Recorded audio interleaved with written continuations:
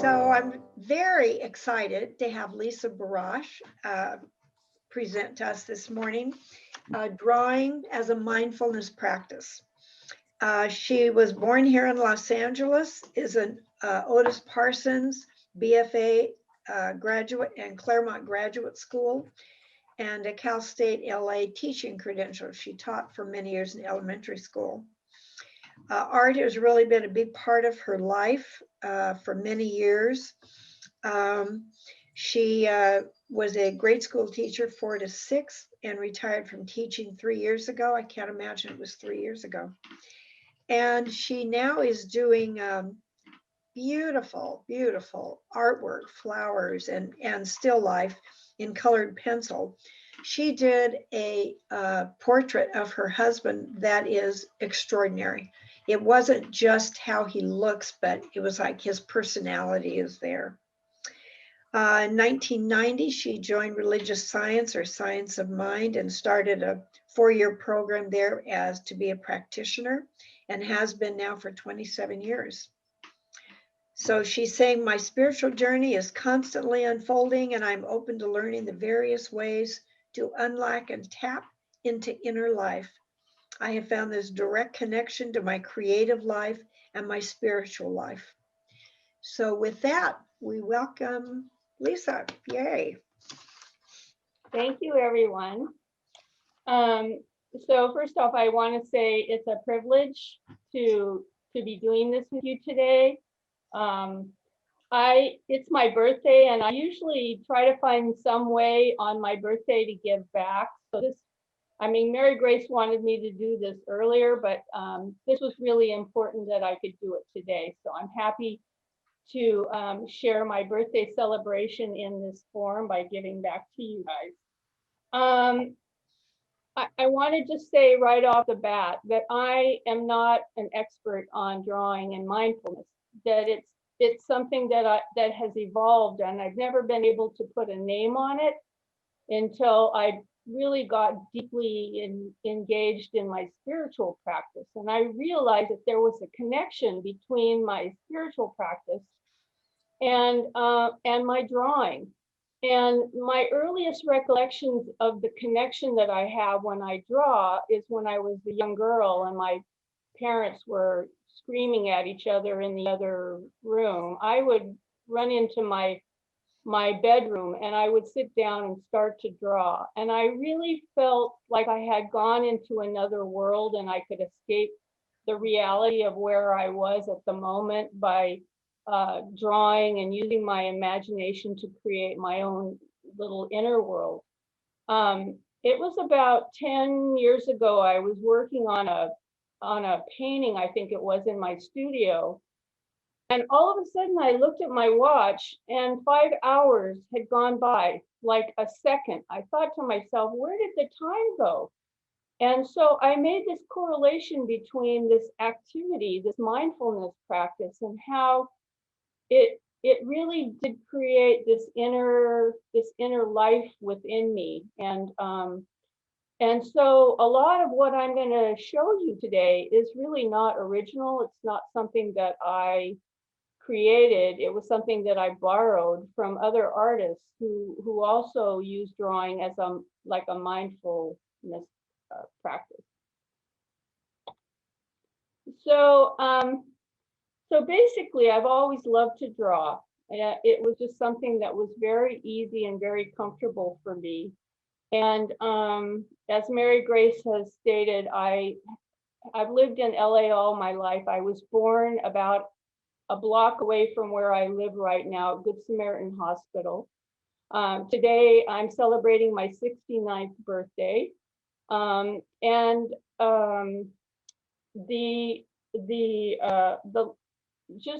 could not, when I graduated school, I could not see myself, and a lot of artists struggle with that, see myself supporting myself in the career that I loved. So I started teaching art, and it ended up, I became a full-time teacher when the funds dried up at LAUSD. And I've loved teaching because it gave me the opportunity to learn to teach young kids how to draw. And I came to believe that everybody has the ability. And I love, Lovita sent me something on Facebook, and I just thought it was so appropriate, is that when you're 8 years old, you can sit down and draw and not be, you don't feel self-conscious about drawing.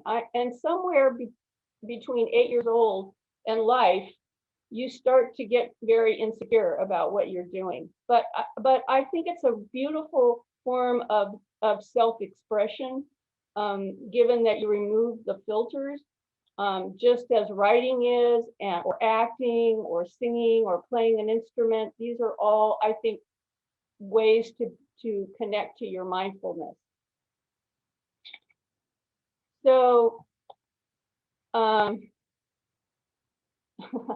skipped over a slide, so I'll have to just backtrack. But this is a couple of pieces that I did. I won awards for both of the pieces.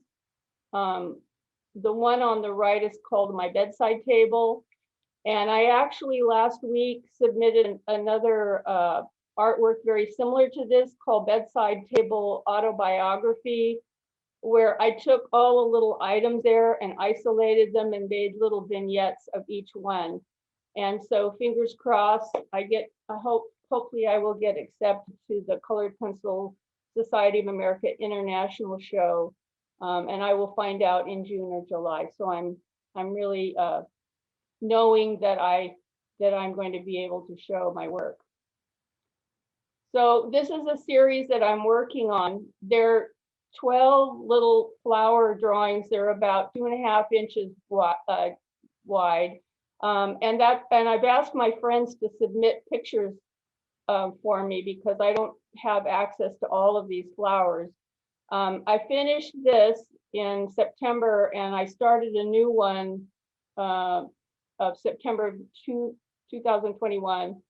And I just finished my second 12. My goal is I'm going to do 4 sets of 12 and have each of them individually framed, so that they can sit on the wall together.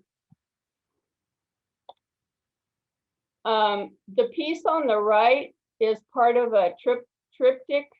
It's called Citrus and Provocative Light, and that was the other one that I submitted to Colored Pencil show. And then, of course, I like to draw things like cookies and self-portraits, and I'd like to expand my abilities in not being stigmatized at only being able to draw one thing. So generally, I like to draw flowers and landscapes, but I have to push myself.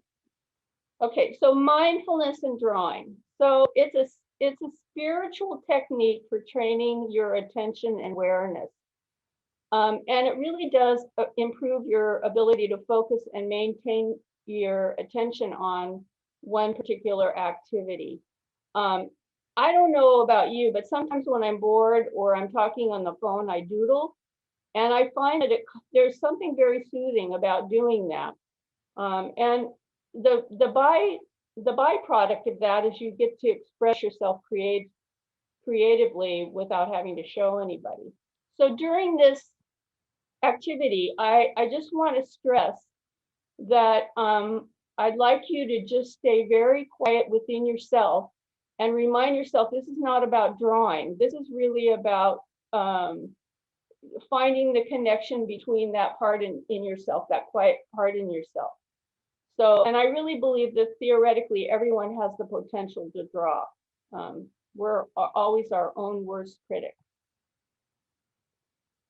So I'm going to first introduce a set of exercises to engage you in the practice of drawing mindfully. And I really do encourage you to do these activities in silence. After each activity, I'm going to ask you to, on your separate sheet of paper or on a notebook, to just write your immediate response from that activity, and how it made you feel and what was your reaction. I want to remind you just to sit comfortably and to focus. You're going to focus on your pencil or your pen, and the placement on the paper while you're remaining aware of the rest of the outer boundaries of the paper, so you don't end up writing on the table. And I want you to stay present as in your meditation. So basically, these exercises, you're going to be focusing on your breath. And if you find that your mind is wandering or your dog is running under your feet, just like in meditation, bring your attention back to your breath. And then there's no wrong way of drawing mindfully. This is really about that activity of connecting to that inner being inside of you. Okay, so does everybody have their supplies in front of them? I noticed, Afton, you were laying down, which is fine. If you have a piece of a pad of paper, you can do this activity laying down. I'm set up now at my art table, so Okay, I'm perfect. all prepared. Yay. Okay, so I want you just to close your eyes for a minute, sit quietly, and you can keep your eyes open, but I want you to just kind of breathe. And the first activity you're going to do is you're going to place your pencil on one of those pieces, or I'm going to call it pop, pen or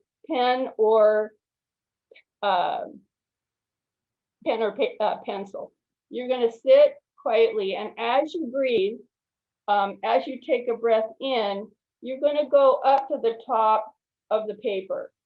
If you pause during that breath, you'll make a straight line.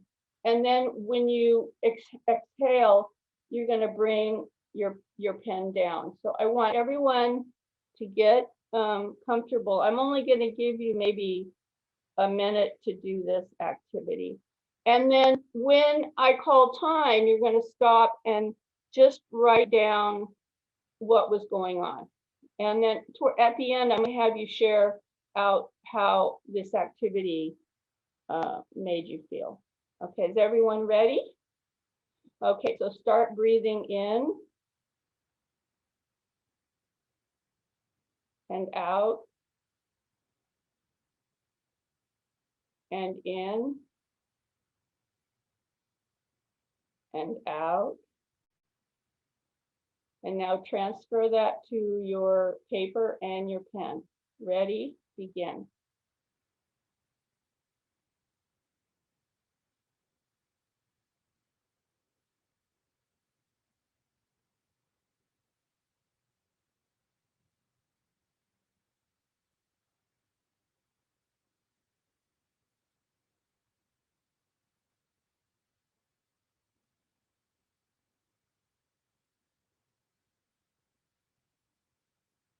Okay, stop.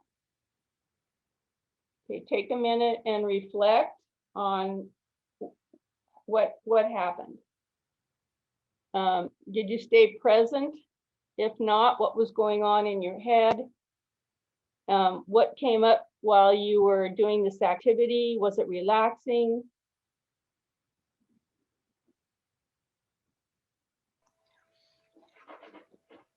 Because we have the screen share, it's hard to see people raising their hands, so I just suggest to jump right in if you No, have. we're not. No, we're not going to share until afterwards. Oh, I'm sorry. I'll save some time at the end. I'm sorry. No, that's fine. Thank you for saying that because I wasn't clear. So, okay. All right, the next activity. This is in 3 parts. So you might want to draw 3 little lines on your paper, just to break up the paper. The same paper or new paper?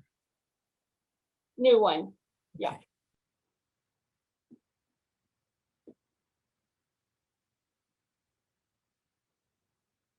Okay, for the first one, you're going to make circles and using your breath. You're going to use the same technique as in the first activity.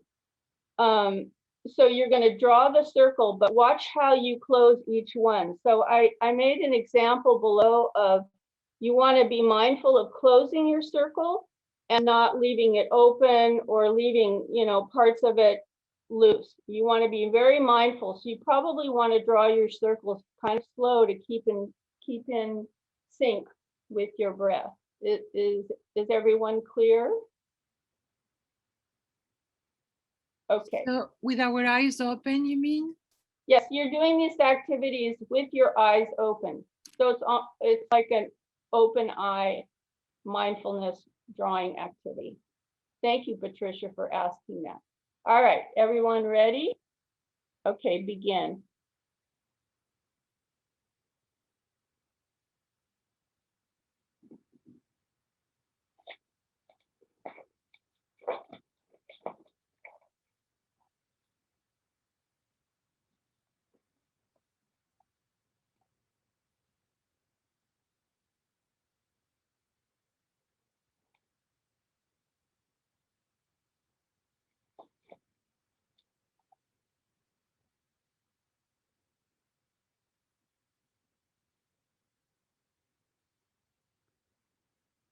Okay, please stop.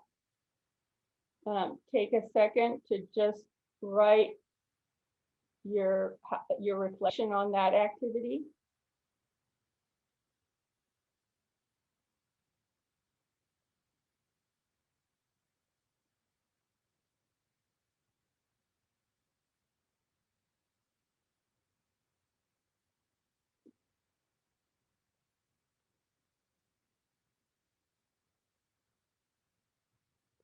Okay, on the next part of that page, we're going to continue to draw the circles, but this time you're going to move them around that space and try to keep them the same size.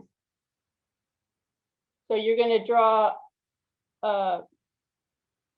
lots of circles, but you're going to make sure that you close each one and that they're all basically the same size. Is everyone clear? Yeah, okay. And please begin.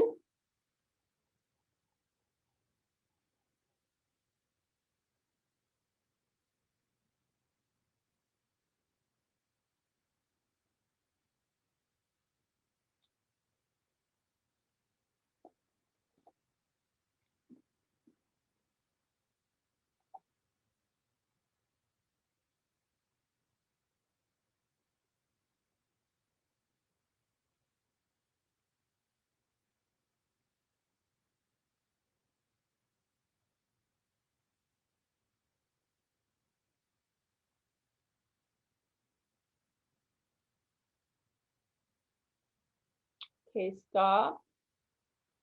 Take a minute to reflect and write down any responses.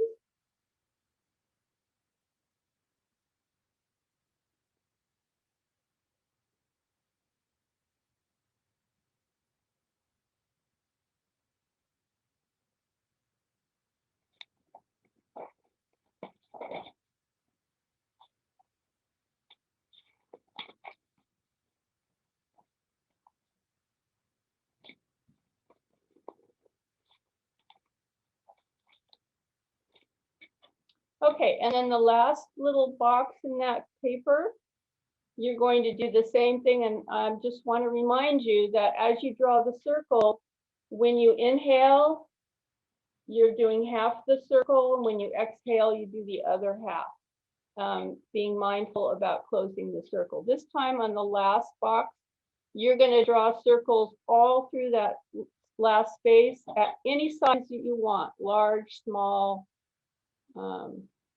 separated, close together. Does anyone have questions? All right.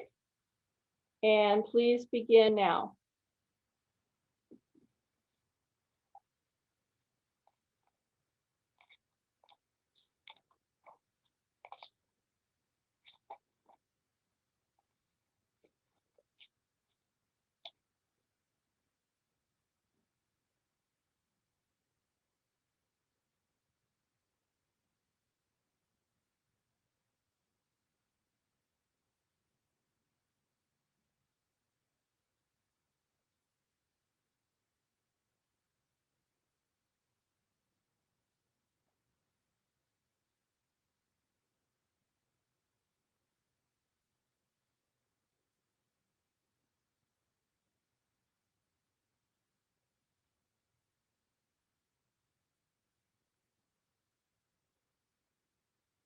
Okay, please stop.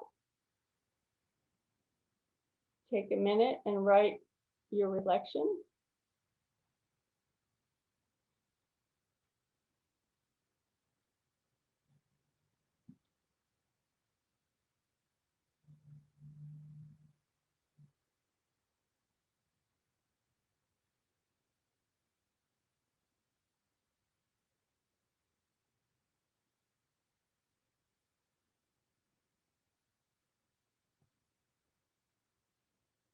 Okay, so the next thing we're going to do is we're going to draw mandalas. I love to draw mandalas. And the interesting thing about mandalas is it's a Sanskrit word for circle, which represents wholeness and unity. And you guys are very Jungian, and so most of you should be familiar with Mandalas because he used them a lot, I understand, in therapy, or that's what I found out. So I think it's kind of interesting that we're doing these today. There is an art therapist by the name of Joan Kellogg, and she says, our attention to certain shapes and configurations during the drawing process makes them a strong impact on our physical, emotional, and spiritual condition in the moment. And then what I really love is that Tibetan Buddhists use this mandala as a form of prayer. I don't know if anybody went down to the Natural History Museum when they had the Tibetan Buddhists there that were actually making mandalas on the floor with sand, but it's pretty amazing. And I love the idea that they are just momentary things, because if you just sweep them up, they just basically disappear. So I really love that everything in life is transitional. Okay, so you're going to need another sheet of paper. You can use the, yeah. I just want to comment, Yeah. Jung, Carl Jung, it's not Young, it's Jung, J-U-N-G. Oh, thank you very much. I appreciate that. Okay, so you're going to use the whole paper, but I basically wanted to show you how you kind of build on the circle. So you're going to start in the middle of your paper with a circle, and then you're going to add elements evenly around each circle, and you keep building the design, but you're going to focus on the tip of your pen or your pencil simultaneously. So is everyone ready? I'm going to give you about three to 4 minutes to do this.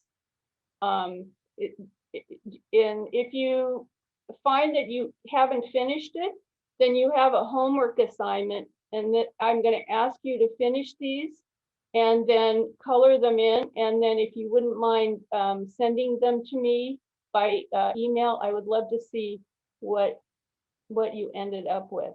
So is everyone ready?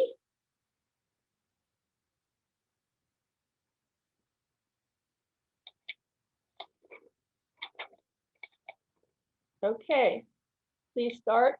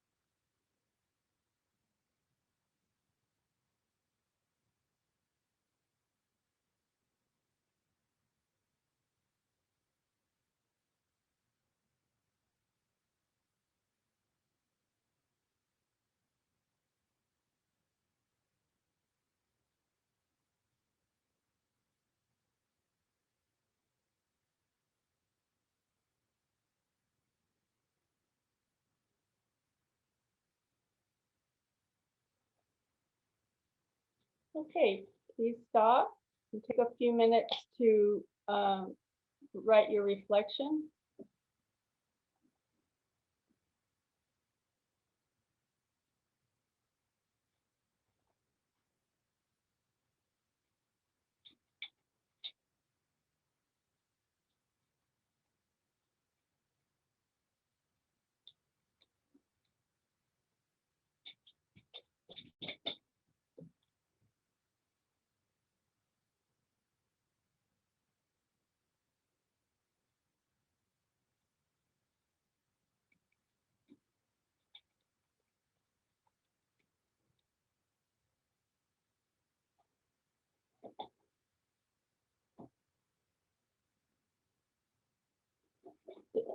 Does anybody need a little extra time? Mary Grace, since I can only see a few people on the side of my screen, if you see any hands, and let me know if people need Yeah, more time. I can only see a few people too. That's why I said if somebody wants to say something, just jump right in. Well, just let me know if you need more time to finish your reflection. I just got to number 4. I'd appreciate a little more time. Absolutely. Thank you. Lisa, that was a great, You're this welcome. is Sandy. That Hi, was Sandy. great. Hi, that was a great exercise. Well, we have another one coming up. Oh, you do? Okay. Yeah, I'm learning about my we're not breathing. finished. Yeah, isn't it amazing? See, you're all artists today. Well, yeah, I think you're all artists today.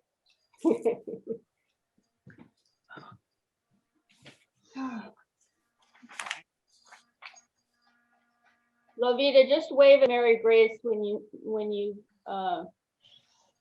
done. No, go on. Thank you. I appreciate that, but this is going to take me a while. Well, Holy like I said, cow. this is homework. Yeah, Yeah, this is homework. You can finish this at home.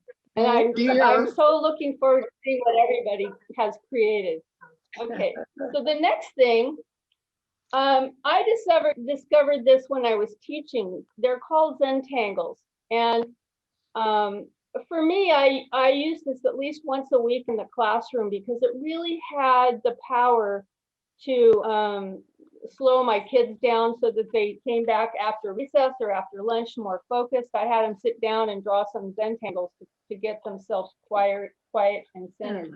And what I think is so interesting is it was a process created in 2003 by 2 letter artists, and they wanted to create patterns behind each letter. And notice that the patterns created a kind of a stillness, effortless and intense immersion in what they were doing. So after they drew their letter and they put these Zentangles on the back, they found that they got really engaged in it. So they called it Zen. It was a form of Zen, referring to the state one reaches when doing the tangles. There's also a big correlation between geometry and sacred geometry and the Fibonacci sequence. So I thought it was kind of interesting that plays into it as well. So it's both a noun and a verb. And just as you dance a dance, you tangle a tangle. So you're going to draw your tangles, and basically the object is you're going to create a border or a square, and you're going to create a pattern that you're going to repeat. I have a couple of examples up there. And so the repetition of the pattern is what creates the Zentangle. So basically sit comfortably. do we do 6 or do we just do 1? You can do as many as you want. Okay. You can do 6, you can do 1, you can do a big one, you can do a bunch of little ones. So I just want you to just take a deep breath before you get started. Lisa, you took the example away. Oh, it's okay. Well, I don't know how to go backwards, but I'm gonna just let you use your own creativity. Okay. So. Lisa, you can press the up arrow or the down arrow on your keyboard there. Okay. That'll help you go back. Thank you so much. Okay, I will do that. So just close your eyes and just be grateful for the paper that you have in front of you and the opportunity to create something beautiful.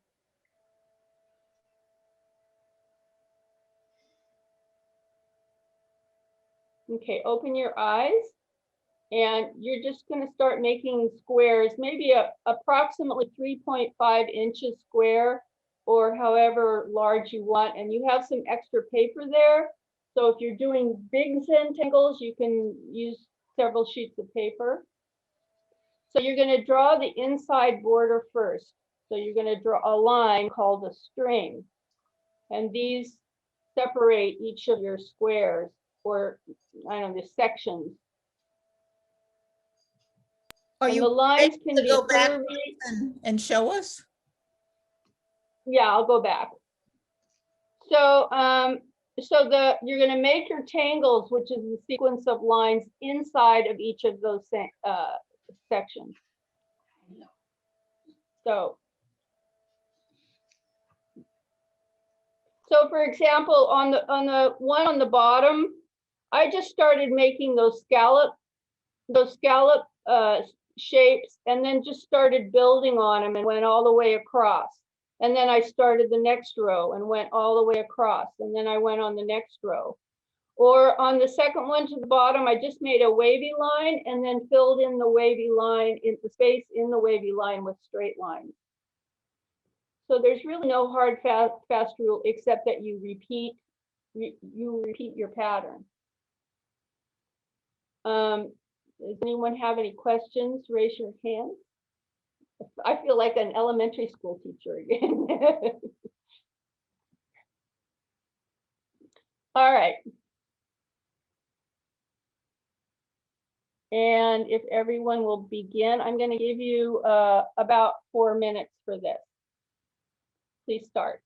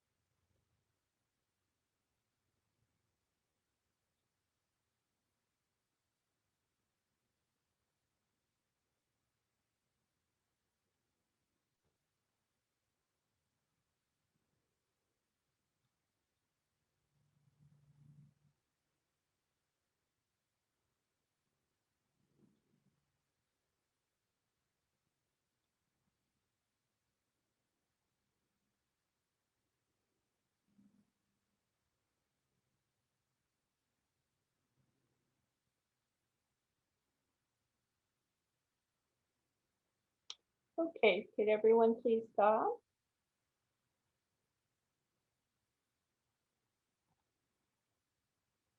Okay, so I'm going to ask you now to just sit quietly for a minute and think about what it felt like this whole experience. And especially what it felt like when you were making both the mandala and the Zentangle. So write anything that came up for you during this whole process.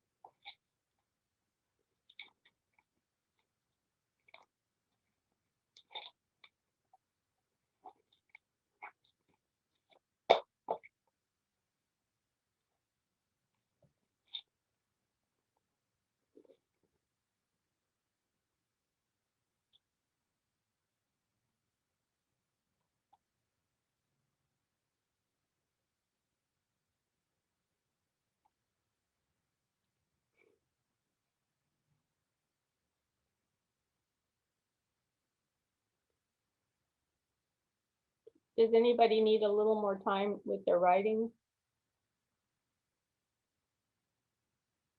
Okay, ma'am.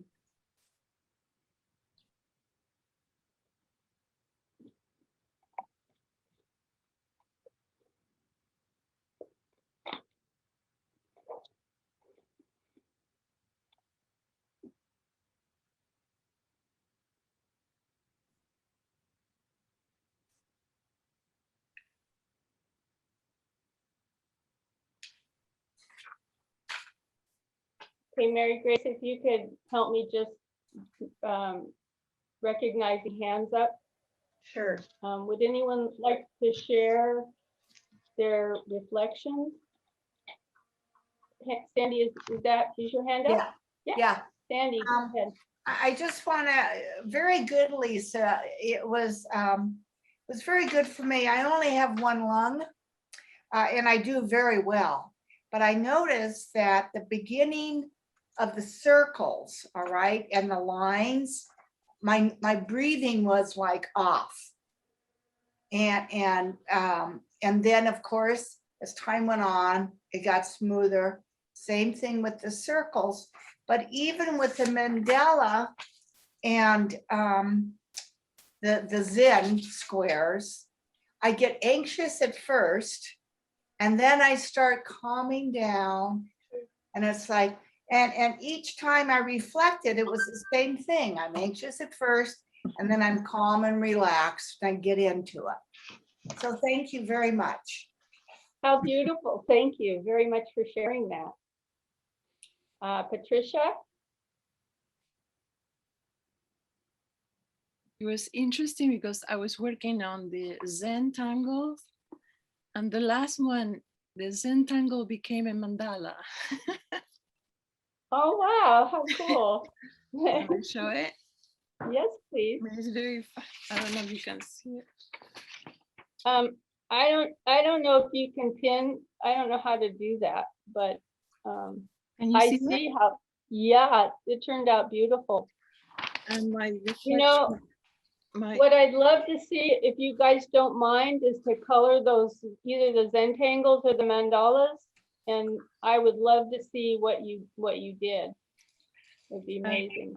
Can I add my reflection after this Zentangle mandala that I became quietly creative, conversing with a pencil and paper, and I was so in the present. I see the value of doing this kind of exercises. Thank you. Thank you. Mim, then Linda, then Afton. Uh, Very surprisingly, on the very first exercise, where we were just breathing in and out, I felt the inside of me connect to the outside world. It offers me a vehicle. And I've never quite felt that before, which that's very nice. The circles, not as connected as the first exercise. And moving on to the mandala, my mandala leans to the left. It's not really, it's a circle, but it's a more like a circle with a bulge on the left side.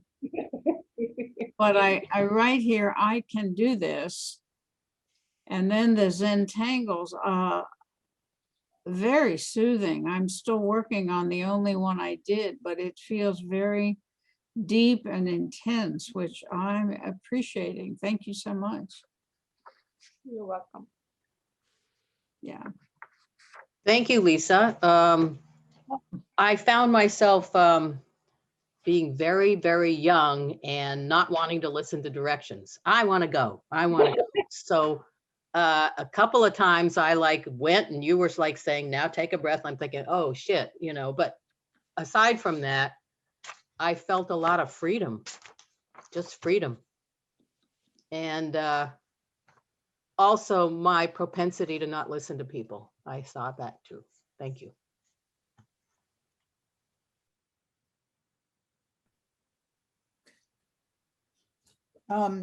I do a lot of drawing, especially with colored pencils in a Jungian type of book, but I deliberately shy away from symmetry.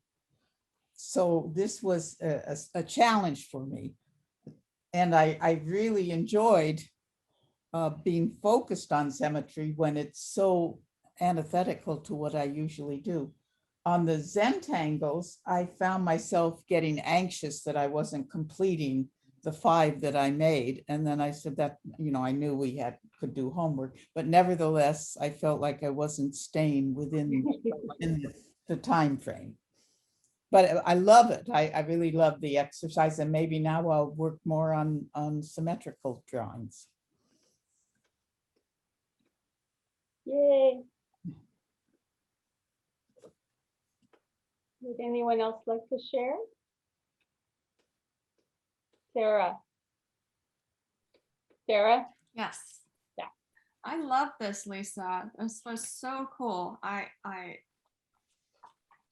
knew about the fact that drawing and painting can really slow your mind down. I've done a lot of it over the years, but I was never brave enough to do a mandala. I always cheated and created them online and then would fill them in. So this was really cool. I really enjoyed it. And let's see, I wrote something. I was amazed at how perfect my circles were. Just by the act of slowing my brain down and linking my breath to what I was doing. That was pretty powerful. So thank you. You're welcome. Hi, Rita here. Nita. So in the very beginning, I felt that my breath was guiding my pencil, and that felt really good. Like, oh, I can just breathe my pencil to do anything I want. And then when it came to the circles,